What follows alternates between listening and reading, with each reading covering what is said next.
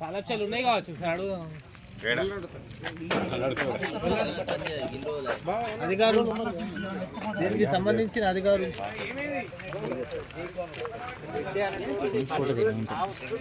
ముందడికే పోతాడు వెనక రాడు రెడ్డి కాదు చూడు వెనక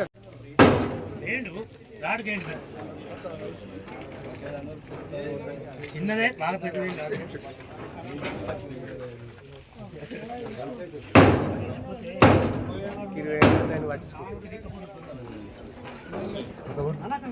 సైడ్కి వెళ్ళి కొట్టు అదే ఇచ్చారు కానీ దీనికి లింక్ ఉంది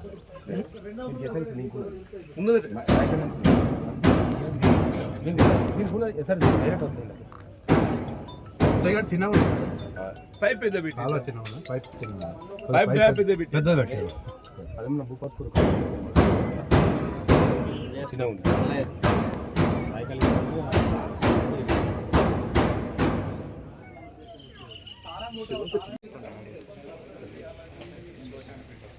అవును నేను అనిపించిన డాక్టర్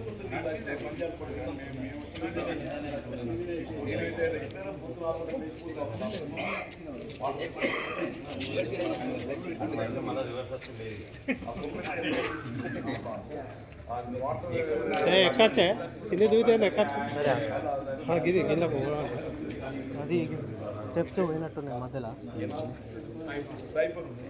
ఆ సైఫర్కు ఐరన్ గేట్ చేసి పెట్టించాను ఐరన్ గేట్ చేసి పెట్టించి లిఫ్ట్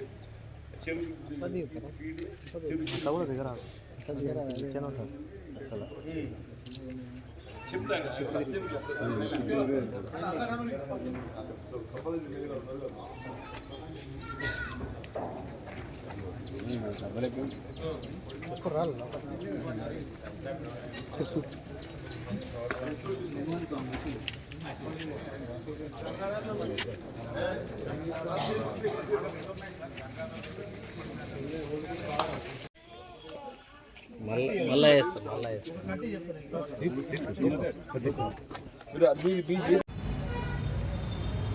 దాంతో ఇవాళ ఈ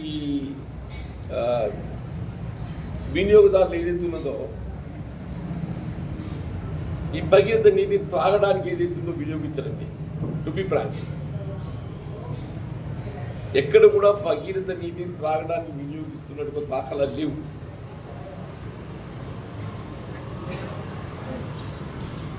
ఎక్కడైనా భగీరథ నీటిని మనం అందింపచే కలిగినా కానీ ఏదైతే ఉందో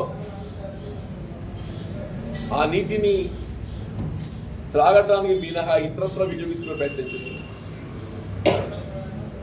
మీరు పాకి పనులకు, స్నానాలకు, బట్టలు ఉతకడానికి ఇతరత్ర వినియోగిస్తూ త్రాగడానికి వచ్చేవరకు ఏదైతే ఉన్నదో ఈ డబ్బా నీళ్ళు వాడుతుంది. మీకు తెలియదు, డబ్బా నీళ్ళు వాడుతుంది. This is 100%. No way you take anybody example. దీని సెకండ్ ఒపీనియన్ ఉంటుందని నేను భావించాను. కారణం ఏంటంటే ఈ భగీరథ నీళ్ళు త్రాగడానికి అనువు ఉండటండి. ఒకటి క్లోరినేషన్ లేకపోవటం, జీరో కావటం,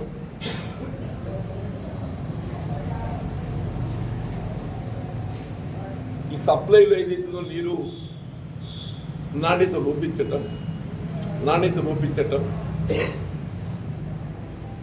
కారణం ఏదైనా కానీ మన భగీరథ మనకు ఆశించిన ఫలితాలు మనం పొందలేకపోతున్నాం. ప్రభుత్వం ఏదైతుందో ఆనాడు టీఆర్ఎస్ ప్రభుత్వం దాదాపు 40,000 కోట్లు వెచ్చించింది. ఈ భగీరథ కార్యక్రమం సంబంధించి 40,000 కోట్లు వెచ్చించింది. చివరికి ఏమైపోయింది, మీరు ఎక్కడ పోయినా మన ఓల్డ్ సోర్సెస్ ఓపెన్ వెల్లే కానీ బోర్వెల్సే కానీ వాటితో మాత్రమే మనం అవసరాలు తీర్చుకుంటున్నాం. త్రాగడానికి కొరకు ఏదైతే ఉందో డబ్బా నీళ్ళు కొనుక్కొచ్చుకుని తాగుతున్నాం.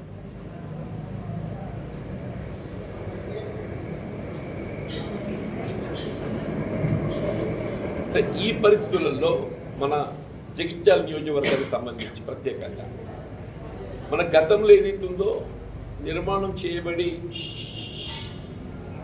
వినియోగంలో ఉన్నటువంటి ఒక ఈ ఫిల్టర్ బెడ్ సౌకర్యాలు మనకు అందుబాటులో ఉంది. మీకు బీర్పూర్ కానీ, రాయకల్ కానీ, జగిత్యాల పురాత కేంద్రం కానీ, పురాత కేంద్రం నుండి మళ్ళీ that will give supply to all villages. ఇప్పుడు ఈ రాయకల్ ఏమైపోయింది, మనకు మున్సిపల్ పట్టణ కేంద్రంగా రూపుదిద్దుతున్నా కానీ త్రాగునీటి కొరకు ఇక్కడ ప్రజలు బాగా ఇబ్బందులు ఎదుర్కొంటున్నారు. అదే కట్టకిది బాయి అదొకటి ఊరికి పెద్ద ఆధారంగా ఉన్నది. దాంతోపాటుగా ఇంకా ఆధారం వెళ్ళే కానీ అప్పుడప్పుడు భగీరథ కూడా వస్తుంది. కానీ త్రాగడానికి వినియోగం ఎంచుకోలేకపోతున్నాం. ఇవన్నీ దృష్టిలో ఉంచుకొని నేను ఈ ఆర్డబ్ల్యూఎస్ అధికారులతో చర్చించాను. మన ఆర్డబ్ల్యూఎస్ అధికారులతో గ్రామీణ నీటి త్రాగునీటి RWS rural water supply scheme అధికారులతో చర్చించి ఇప్పుడు నిన్న బీర్పూర్ ఫిల్టర్ బెడ్ పరిశీలించడం జరిగింది. ఈరోజు రాయకల్ ఫిల్టర్ బెడ్ పరిశీలించడం జరిగింది. రేపు జగిత్యాలకు సంబంధించి పురాతన పరిశీలిద్దామని చూస్తున్నాం. ఇవన్నింటినీ ఏదైతుందో ఇప్పుడు గత దశాబ్ద కాలంకి వినియోగంలో లేవు. గత దశాబ్ద కాలం పైన వినియోగంలో లేవు. వినియోగం లేకపోతే ఏదో డిఫాల్ట్ అయిపోయింది. దాంతో ఇప్పుడు శాండ్ రిప్లేస్మెంట్ చేయాల్సి వస్తుంది. మోటార్స్ వినియోగం ఏదైతుందో నిలిచిపోవడంతో అవి కూడా మనకు పంపులు సమూర్చుకోవాల్సిన పరిస్థితి ఏర్పడుతుంది.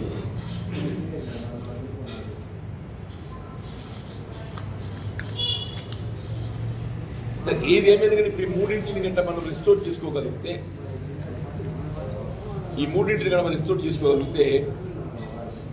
ముఖ్యంగా రాయకల్ మండలానికి సంబంధించి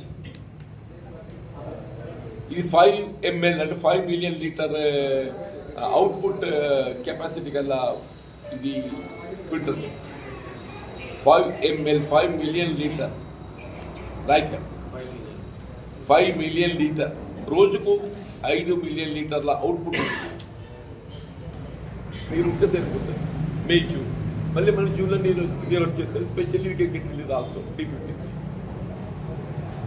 special weekend get release also. కానీ ఏ పరిస్థితుల్లో కూడా ఏదైతుందో ఇవాళ నూతనంగా ఏర్పడ్డ ప్రభుత్వం ప్రాధాన్యత గ్రామీణ ప్రాంతానికి సంబంధించినటువంటి యొక్క సదుపాయాల త్రాగునీరే కానీ సాగునీరే కానీ సాగునీరు ప్రజానీకానికి ఏదైనా ఇబ్బందులు కలగకుండా చూడటం జరుగుతుంది. ముఖ్యమంత్రి గారు కూడా అదే మాకు సూచన చేశారు. రాష్ట్రంలో ఎక్కడ కూడా ఏదైతుందో ఎస్పెషల్లీ డ్రింకింగ్ వాటర్ అండ్ సాగునీటికి అండ్ విద్యుత్ వ్యవసాయానికి కావాల్సినటువంటి విద్యుత్తుకు సరఫరా లోపల ఏ విధమైనటువంటి ఇబ్బందులు ఎదురుకాకుండా చూడటానికి కొరకు అధికారులతో సమన్వయం చేసుకొని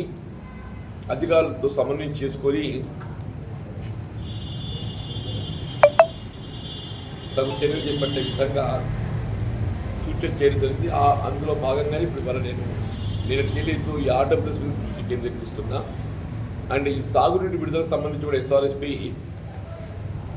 నార్లు పోసుకోవాలి కాబట్టి ఇవాళ 17th వెళ్ళైనా వాటర్ రిలీజ్ చేయాలని చెప్పి నేను SRSP మాట్లాడి at least 17th of this month అంటే సండేకి నీరు విడుదల చేయబడే విధంగా తగు చర్యలు చేపట్టాలని చెప్పి విజ్ఞప్తి చేయడం జరిగింది. అంటే నీరు కూడా ఏదైతే మనకు కావాల్సిన నీరు ఉన్నాయి. అందులో 78 TMC ఉన్నాయి. ఇప్పుడు అందులో 70 TMC ఉన్నాయి. 75లో డ్రింకింగ్ వాటర్ ఉన్న డెడ్ స్టోరేజ్ ఒక 13 TMC ఉంది. Drinking water and dead storage ఇంకా నేను 65 TMC మనకు అందుబాటులో ఉంది. ఆల్మోస్ట్ ఇంకో 6 లక్షల ఎకరాలు సాగు చేసుకోవడానికి సరిపడే నీరు మనం అందరూ ఉంటుంది. 6 లక్షల ఎకరాలు కాబట్టి మనం వేసే పంటకు సంబంధించి ఏ విధమైన ఇబ్బంది లేదు సాగునీటి కొరకు. ఇప్పుడు పంట కాల పరిమితి 4 మాసాలు ఉంటుంది సాధారణంగా. అంటే ఇక రైతు ముందేస్తారో వెనకేస్తారో అది వేరే విషయం. కాబట్టి మనము ఈ మార్చ్ 17 డిసెంబర్ 17కు విడుదల చేయగలిగిన కానీ టిల్ ఏప్రిల్ 15 దాకా దీన్ని ఇవ్వాలి. Till April 15.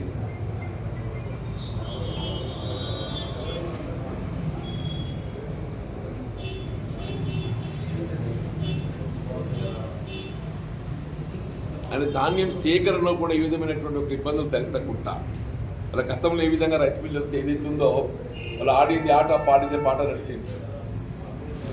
గత ప్రభుత్వ హైర్ లోపల ఏదైతున్నదో రైస్ మిల్లర్స్ ఆడింది ఆట పాడింది పాట నడిచింది. కానీ ఇప్పుడు ఏదైతుందో ఇక రైస్ మిల్లర్ల ఆటలు చెల్లె. ఇది ప్రజాప్రభుత్వం,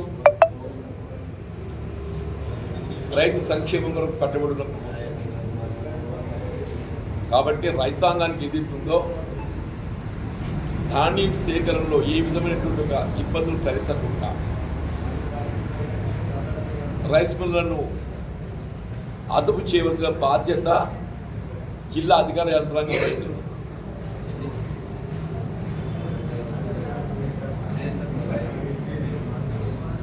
ఇప్పటివరకైతే ఇప్పుడు ప్రభుత్వం మారుతుందనగానే కొంచెం భయం పుట్టింది రైస్ మిల్లర్. ప్రభుత్వం మారుతుందనగానే రైస్ మిల్లర్ భయం పుట్టింది.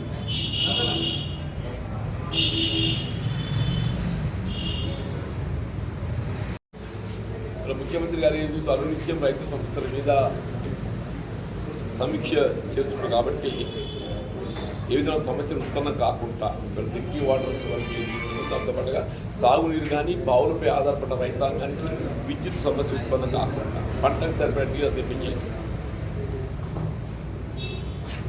విద్యుత్ ఏదైతుందో బావులపై ఆధారపడ్డ రైతాంగానికి ఏ విధంగా సమస్య తలెత్తకుండా పంటకు సరిపడేటువంటి విద్యుత్తును అందింపజేయడం ప్రభుత్వం బాధ్యతలు చేపట్టడం జరుగుతుంది.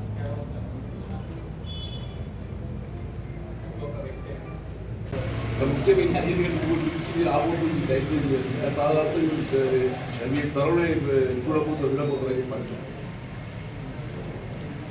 బెల్ట్ షాపులన్నీ ఎక్కడికక్కడ రద్దు చేయబడతాయి. అనుమతులు లేకుండా నిర్వహించేటటువంటి యొక్క మద్యం దుకాణాలన్నీ కూడా పూర్తి స్థాయిలో నిలిపివేయాలని ఒక ఆలోచన కొనసాగుతుంది ప్రభుత్వం. దీంతో ఏమైతే ప్రభుత్వానికి కొంత ఆదాయం కోల్పోతుంది చెప్తున్నా. ప్రభుత్వ ఆదాయం కోల్పోతుంది కానీ ప్రభుత్వ ఆదాయం ప్రధానం కాదు. ప్రభుత్వ ఆదాయం ప్రధానం కాదు. దీంతో ఏమైపోతుంది, సాధారణ కుటుంబాలన్నీ వాళ్ళ ఆర్థిక వ్యవస్థ చిన్న భిన్నమవుతుంది. వాళ్ళ ఆర్థిక వ్యవస్థ చిన్న భిన్నమవుతుంది. వీళ్ళు ఒక నాడు 8,000 కోట్లు ఉన్న ఆదాయం 4,000 కోట్లు చేరుకున్నది. 40,000 కోట్లు చేరుకుంది. రాష్ట్రం ఏర్పడ్డ నాడు 8,000 కోట్ల ఉన్న ఆదాయం 40,000 కోట్లకు చేరుకుంది.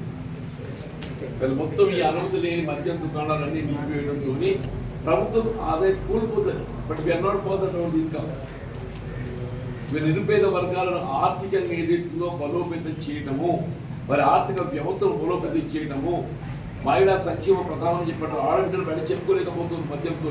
మొగుడు వాళ్ళు తిండి తాగతే ఏదైతుందో వాడిని ఏమి అనలేకపోతున్నారు. వాడు తాగతే తాగిరాని వాడి ఈ మద్యం దుకాణంతో బెడ్ షాప్ ఏమైతుంది, ఈ షీట్ వాడిని ఎక్కువ చేయబడుతుంది. ఒక ఫోన్ కొడుతుంటారు, షీట్ కొడితే రాకపోతాయి. రోడ్డు మీద ఎక్కువ చేస్తుంది. గీతా కార్మికులు పాపం మావులు మరి గీతా కార్మికులు ఏదో చెప్పుకోలేకపోతుంది చెప్పంటున్నా. ప్రభుత్వ ఉపాధి కోల్పోతుంది గీతా కార్మికులు. ఇవన్నీ దృష్టి పెట్టి రియల్లీ ఏంటంటే నేను హర్షం వ్యక్తం చేస్తున్నాను. ఈ అనుమతి లేక నిర్వహించే మద్యం దుకాణాలన్నీ కూడా నిలిపివేయాలని ప్రభుత్వం ఆలోచన చేస్తుందో నేను హర్షం వ్యక్తం చేస్తున్నా. ముఖ్యమంత్రి గారిని అభినందనలు